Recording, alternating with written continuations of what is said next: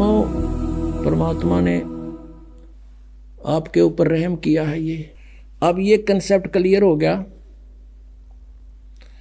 कि पूर्ण परमात्मा कबीर परमेश्वर है, जो सारी सृष्टि की रचना को स्वयं ही ठीक ठीक बताता है।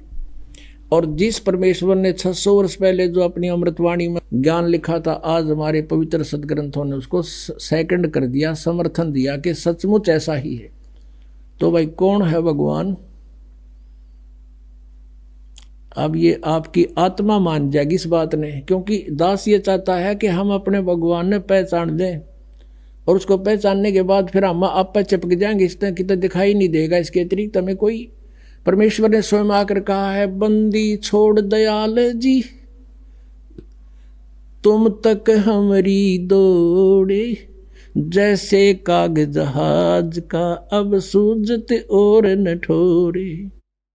जब आपको तत्व ज्ञान हो जाएगा, परमात्मा की पहचान हो जाएगी, उस समय जैसे ऐसी स्थिति आप जी की हो जाएगी जैसे पहले पुराने समय में समुद्री जहाज के अंदर कौवे बैठ के चले जाते थे रोटी खाने के लिए, कि टुकड़ा ये कहीं खाना खाएंगे, टुकड़ा डालेंगे, और रात के शाम के समय या दिन के समय जहाज प्रस्थान कर जाता था।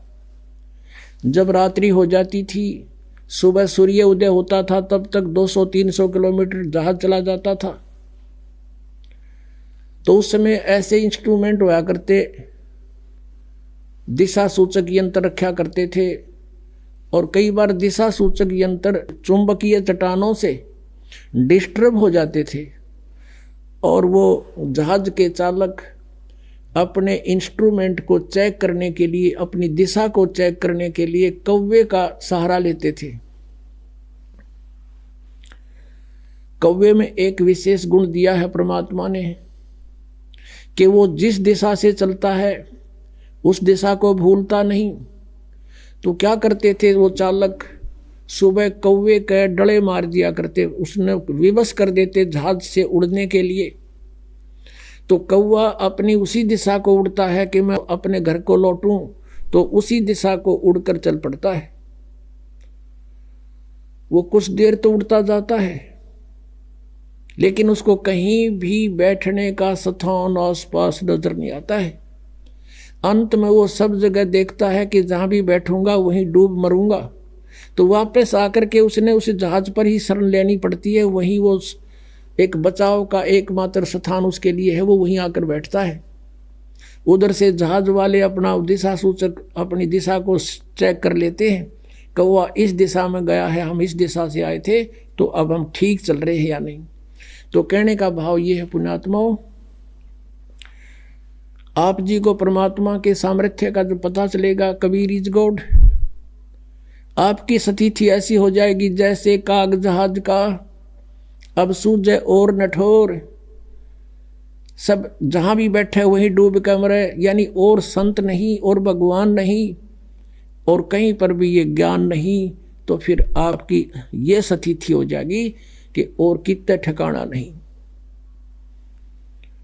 और इसके लिए प्रयत्न किया जा रहा पुण्यात्माओं कि हम अपने परमात्मा को पहचान लें। परमेश्वर कहते हैं, मैं रोवत हूँ सृष्टि को, ये सृष्टि रोवे मोहे, और कह कबीर हमारे वियोग को, और समझ नहीं सकता कोई, ये तो मुझे खोज रहे हैं भगवान सर्वशक्तिमान सुखदायक सब दुखों का दूर करने वाला। और मैं कहता हूँ मैं भगवान हूँ, लेकिन ये मुझे पहचानते नहीं, के नहीं, कबीर किसने भगवान बना दिया। और जिन तुम भगवान मानो थे वो कहाँ से प्रमाणित थे? हम कहते थे पुराणों में ऐसा लिखा है, आप पुराणों ने बता दिया इनकी स्थिति के ब्यों थे इन भगवानों का। तो अब आपके परमात्मा पहचान होगा।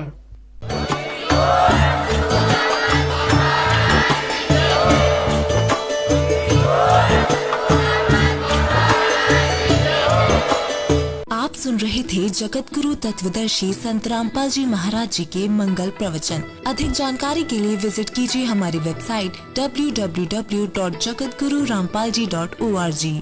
संत रामपाल जी महाराज जी के शुभ आशीर्वाद से पूरे विश्व भर में 500 से भी ज्यादा नाम दीक्षा केंद्र हैं, जिन पर संत रामपाल जी महाराज जी द्वारा ऑनलाइन निशुल्क नाम दीक्षा दी जा रही है। अपने नजदीकी नाम दीक्षा केंद्र का पता करने के लिए संपर्क करें 8222880541।